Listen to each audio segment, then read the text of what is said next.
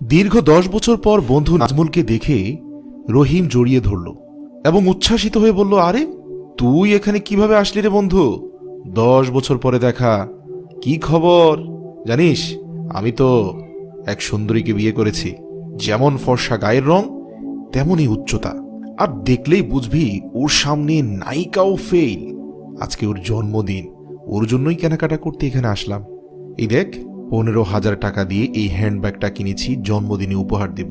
বুঝিস তো বন্ধু, সুন্দরী জোটাতেও টাকা, টেকাতেও টাকা। আর যাই বলিস, জিনিস যেটা ভালো, দাম তার একটু বেশি। যাই হোক, তোর কি খবর বল? তুই কি ওই তোর বাবার পছন্দের বেটে মেয়েটাকে বিয়ে করেছিস নাকি? নাকি এখনো বিয়ে করিসনি? রাজপুত্রের মতো ছেলে তুই। কলেজ জীবনে কত মেয়েরা তোর জন্য পাগল ছিল। নাজমুল হাসি মুখে বলল, হ্যাঁ, বিয়ে তো করেছি। তবে তুই তো জানিস আমার বউ তোর বউয়ের মতো ফর্সা গায়ের রং নেই, অত উচ্চতাও নেই, শ্যামবর্ণের মেয়ে।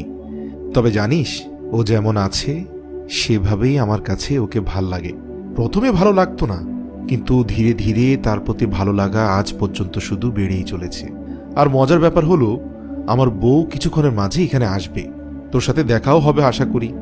তবে তোর হয়তো ওকে দেখে খুব সাধারণ লাগবে, তবে আমার কাছে তোর ভাবি সত্যিই অদ্বিতীয়া। এই কথা শুনে নাজমুল তাচ্ছিল্যের হাসি দিয়ে বলল, ও আচ্ছা, বুঝেছি।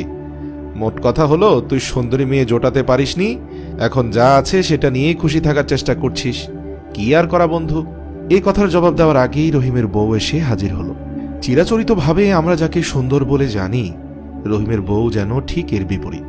সে এসেই রহিমকে এতক্ষণ ধরে দাঁড় করিয়ে রাখার জন্য সরি বলল। এরপর রহিম তাকে একটা 300-400 টাকা দামের হিজাব বের করে দিয়ে বলল, সারপ্রাইজ, এটা তোমার জন্য কিনলাম একটু আগে। হিজাবের কালারটা খুব ভালো লেগেছে, এটা তোমার পছন্দের, আশা করি তোমার ভালো লাগবে। তার বউ আকস্মিক উপহার পেয়ে অনেক খুশি হলো। এরপর রহিম তার বউকে বলল, তুমি কিন্তু মোটেও আমাকে অনেকক্ষণ দাঁড় করিয়ে রাখোনি। এই যে দেখছো নাজমুল, আমার কলেজ জীবনের বন্ধু, ওর সাথে এখানে ভালো মন্দ গল্প করছিলাম আমরা। তুমি যাও, একটা রিক্সা দেখো, আমি ওকে বিদায় জানিয়ে আসছি। এরপর রহিমের বউ তার কথা মতো সেখান থেকে চলে গেল। রহিমের বউ চলে যাওয়ার পরই নাজমুল আরও একবার রহিমকে উদ্দেশ্য করে বলল, আরে বন্ধু, 300 টাকার হিজাব দিয়ে তোর বউয়ের মুখে এত বড় হাসি? হ্যাঁ, আমার বউকে তো 30 লাখ টাকার গাড়ি, 1 কোটি টাকার ফ্ল্যাট কিনে দিয়েও সন্তুষ্ট করতে পারিনি রে। সেই জায়গায় তো তোর বউ 300 টাকার হিজাব পেয়ে মহা খুশি। অবশ্য রূপের যে বাহার, এর চেয়ে দামে কিছু চাওয়াটাও তার জন্য বেমানা। আর কি সব সাধারণ ড্রেস পরে মার্কেট করতে চলে এসেছে তোর বউ। আমার বউ তো ব্র্যান্ডের জিনিস ছাড়া ছুঁয়েও দেখে না। তোর বউকে দেখার পর থেকে আমার তো তোর জন্য বড্ড আফসোস হচ্ছে রে বন্ধু। তুই চাইলে এর চেয়ে 1000 গুণ সুন্দরী মেয়ে বিয়ে করতে পারতি। কত চমৎকার রাজপুত্রের মতো দেখতে তুই। এসবের পর আর চুপ না থেকে রহিম বলল, হ্যাঁ, এ ঠিক যে ও হয়তো আমার সাথে কিছুটা বেমানান হতে পারে, তবে এর জন্য আমার কোনো কষ্ট নেই। আমি যতবার ওকে দেখি, আমি ওর মাঝে নিষ্পাপ পরীর মতো সুন্দর একজন নারীকে দেখতে পাই। ও হয়তো ফর্সা না, হয়তো ওর উচ্চতা খুব একটা বেশিও না, তবে তাও মনের দিক থেকে ওর ধারে কাছেও কেউ আছে বলে আমার মনে হয় না। এমন একজন কেউ দেখিনি আমি আজ পর্যন্ত, যে আমার স্ত্রীর মতো এত উদার আর বড় মন মানসিকতার পরিচয় দিয়েছে।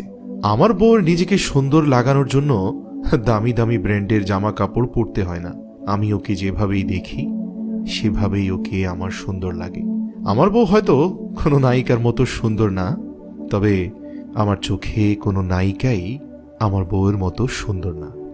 নিজের স্ত্রীর প্রতি রহিমের এমন অকৃত্রিম ভালোবাসা দেখে নাজমুল যেন তার উপর আরো বেশি করে হাসছিল। ঠিক এমন সময় নাজমুলের বউ এসে হাজির হয়।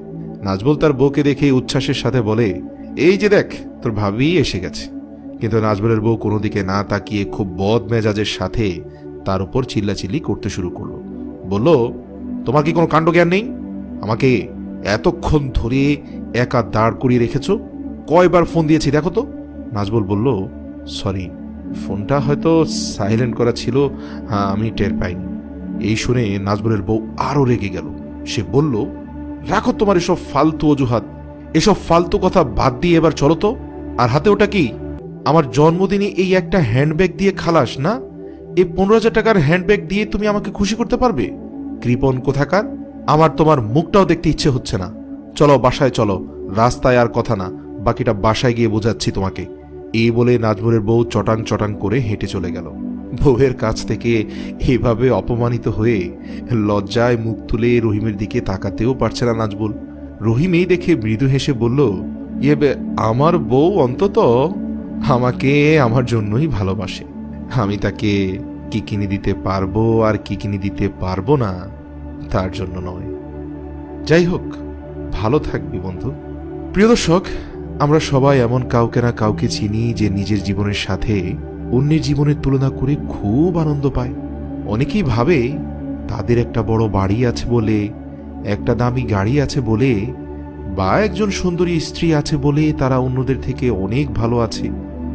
কিন্তু সত্যিকার অর্থে এসবের সাথে ভালো থাকার কোনো সম্পর্ক নেই।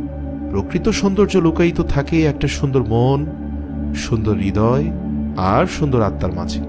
যে মহিলা হয়তো দেখতে একটু মোটাসোটা অথবা বেটে, হতেই পারে তার হৃদয়টা বাকি সবার চেয়ে অনেক বড়। যে লোকটার হয়তো খুব বেশি টাকা পয়সা নেই, হতেও পারে মনের দিক থেকে সে সবার চেয়ে ধনী। তাই সব সময় মনে রাখবেন, একজন মানুষের সৌন্দর্য তার বাহিরটা দেখে নয়, বরং ভেতরটা দেখেই বিচার করা উচিত। তাই পকেট ভারী করে ধনী হওয়ার আগে পকেটের নিচে থাকা হৃদয়টাকে ধনী করার চেষ্টা করুন। মনে রাখবেন, আমরা শুধু গল্প শোনাচ্ছি না, আলোর পথ দেখাচ্ছি। আলোর পথের একটি ভিডিও শেয়ার করার মানে হচ্ছে আপনিও আলোর পথ দেখাচ্ছেন।